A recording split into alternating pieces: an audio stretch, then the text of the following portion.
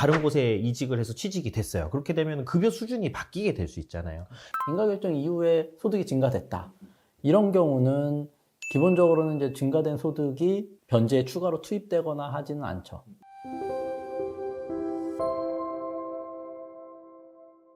안녕하세요. 젠틀한 싸움딱 유익상 변호사 김훈찬 변호사입니다. 지난 시간에 20대 개인 회생에 대해서 자유롭게 사실 이야기를 해봤는데 영상 보시다가 궁금하신 거가 생각나시면은 바로바로 댓글 달아주시면은 저희가 그것도 확인해서 또 추가적인 컨텐츠로 한번 제작을 해보도록 하겠습니다. 컨텐츠 만드는 게 쉽지 않잖아요. 어렵죠. 예, 제가 질문을 많이 주시면 저희에게 큰 힘이 됩니다. 사실은 이제 개인회생이나 파산이나 이제 상담을 많이 하고 또 사건도 진행을 많이 하시는데 20대 분들의 경우에 개인회생을 어떤 진행하는 가장 큰 어떤 이유, 뭐 원인이 무엇인지 설명을 해주실 수 있을까요? 저희 사무실 기준으로 말씀드릴 수밖에 없을 그렇죠. 것 같은데 저희 사무실에서 진행하는 20대 분들 한 절반은 사실 주식 코인이 좀 많으신 것 같고 그 다음에 한 30% 정도는 로맨스 스캠이라든지 투자 사기라든지 나머지 분들이 사회 초년생으로서 생활하면서 무분별한 소비 아니면은 취업 준비 과정에서 공백기가 좀 있다 보니까 아니면 이직 과정에서 공백기가 좀 있다 보니까 그 기간 동안에 생활비라든지 이런 부분들이 좀 부족해서 진행하시는 그런 케이스들인 것 같아요. 근데 상당수는 주식코인이라든지 뭐 이런 부분들이 굉장히 많다 이렇게 말씀드릴 수 있을 것 같아요. 주식코인은 사실 통상 회생법원에서는 청산 가치에 반영을 하지 않도록 하고 있고 회생이 불리하다라고 생각하는 분들이 있을 것 같은데 그런 것은 아니다 라는 내용을 한번 좀 정리를 드리고 다음 질문 넘어가 보도록 하겠습니다. 20대 분들 같은 경우는 사실 이제 뭐 개인회생 일단 진행을 하려면은 고정적인 수입이 있어야 되고 인턴이나 뭐 아르바이트 등을 하시는 경우가 있을 것 같아요. 이제 이런 분들이 개인회생을 진행을 하던 중에 정규직 전환이 되거나 다른 곳에 이직을 해서 취직이 됐어요. 그렇게 되면 급여 수준이 바뀌게 될 수 있잖아요. 사실은 이제 변제 계획안 자체가 수정이 돼야 된다라고 생각을 하실 수도 있는데 좀 이런 내용에 대해서 한번 좀 설명을 해주시면 좋을 것 같아요.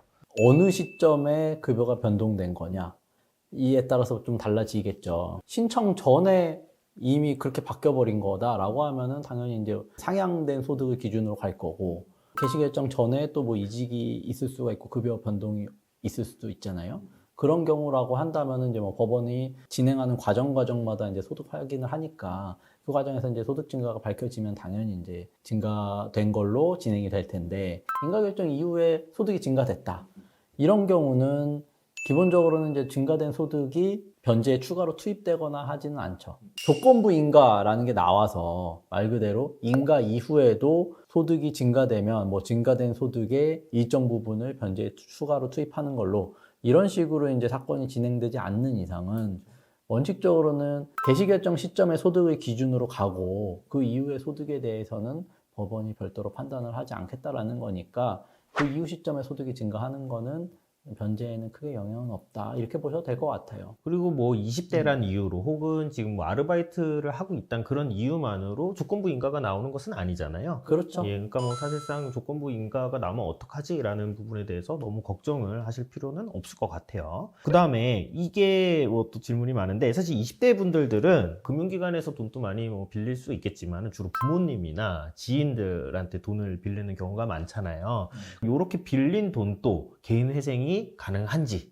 가능하죠. 당연히 가능하죠. 네, 예, 당연히 가능한데 개인회생 진행하기 전에 먼저 변제를 하게 되면 당연히 문제가 좀 생길 수 있겠죠. 그렇죠. 뭐 그거는 많은 분들께서 그렇죠. 말씀하시는 그 소위 말하는 뭐 편파 변제라고 하죠. 사회 행위. 그러니까 우선 변제권이 있는 채권자가 아니라면 평등하게 그 채권에게 비례해가지고 나눠줘야 되는데 일방적으로 내가 우선시 해가지고 이 사람한테만 이득을 준 거니까 그 금액만큼 다른 채권자들은 손해를 본 거라서 그런 경우는 이제 진행하는 데 있어서 좀 문제가 되죠. 예를 들어서 부모님한테 돈을 빌렸어요. 엄마 나 돈 좀 빌려줘. 그래서 돈을 빌렸는데 사실 이거는 어떻게 보면은 그냥 둘이서 짜고서는 채무 자체를 늘리는 그런 행위로 비춰질 수도 있잖아요. 그래서 이런 부분에 대해서 보정이 나오거나 하진 않는지 그리고 보정이 나온다면 좀 어떻게 대응을 하게 되는지가 좀 궁금한데요. 그런 관점에서는 이제 첫 번째로는 법원이 실제로 여기서 돈이 들어왔는지 돈을 진짜 빌린 내역이 있는지를 먼저 볼 거고 그 다음에 돈이 들어왔다 하더라도 특히나 이제 가까운 가족 관계잖아요. 그러면 저한테 그냥 준 걸 수도 있잖아요, 사실. 증여성 거래인지 실제로 대여금 관계인지는 원금이 입금된 것뿐만 아니라 채무자가 이자를 지급했는지 여부도 따져요. 그래서 돈은 들어온 내역은 있는데 뭐 1년, 2년 지났는데도 이자도 하나도 지급된 내역이 없고 돈을 빌린 걸로 볼 수 없다라고 하면 이제 증여성 거래로 그냥 간주해버리는 경우도 있어요, 법원에서. 이런 부분들을 확실히 하시려면은 애초부터 이제 뭐 차용증이 당연히 작성이 돼야 됐을 것 같고, 그 다음에 원금에 대한 이자들도 정기적으로 이제 지급된 내역이 있다라고 하면은 이거는 이제 법원에서 문제를 삼지는 않겠죠. 뭐 마지막 질문이 될 것 같은데 개인회생이 됐어요. 그래서 이제 절차를 진행해서 변제를 하면 되는데 요거 납부를 하는 거를 본인이 하지 않고 부모님이 하여도 무방한가요? 언제부터 그렇게 하느냐에 따라서 좀 다를 것 네. 같아요. 근데 원칙적으로만 본다면 서울회생법원 회생위원 직무 편람에도 그렇고 이 소득이라는 게 반드시 뭐 근로소득만으로 돼야 되는 건 아니다. 그러니까 증여성 소득으로도 변제 재원으로 쓸 수 있다라고 하고 있기 때문에 인가 받고 정기적인 증여를 받으면서 갚아 나간다라고 하면 법리적으로는 더 따져볼 여지는 있겠지만 현실적으로 법원에서 이거 돈 어디서 나가지고 어떻게 갚느냐까지는 따지지 않으니까 그렇죠. 뭐 가능하죠. 네. 뭐 이 정도 말씀드려야 되지 않을까. 가능은 하다. 네. 이미 뭐 인가개시 결정이 나온 상황에서 개인회생에 영향이 있지 않을까라는 의구심이 상당히 많거든요. 근데 제가 봤을 때 대부분의 케이스는 법원이 크게 관심이 없다. 이미 그냥 나왔으면은 그대로 가는 거다. 인가 결정 이후에는 사실 뭐 법원이 안내해준 계좌에 매월 그 따박따박 돈만 잘 들어오면 그거에 대해서 법원이 문제를 삼지는 않습니다. 오늘은 20대 개인회생과 관련한 Q&A를 가져봤고요. 20대 분들 혹시 뭐 궁금한 거 있으시면 혹은 내가 30대다 40대다 전혀 상관없습니다. 궁금한 것들은 댓글 남겨주시면은요, 그거는 저희가 늘 확인하고 있거든요. 유익상 변호사님 댓글 다 확인하시죠? 그럼요. 예, 댓글 꼭 달아주시고 저희가 그럼 또 확인을 해서 여러분들에게 또 유익한 콘텐츠 제공드릴 수 있도록 노력하도록 하겠습니다. 네, 오늘 영상은 여기까지고요. 다음에 더 좋은 영상으로 찾아뵙도록 하겠습니다. 감사합니다.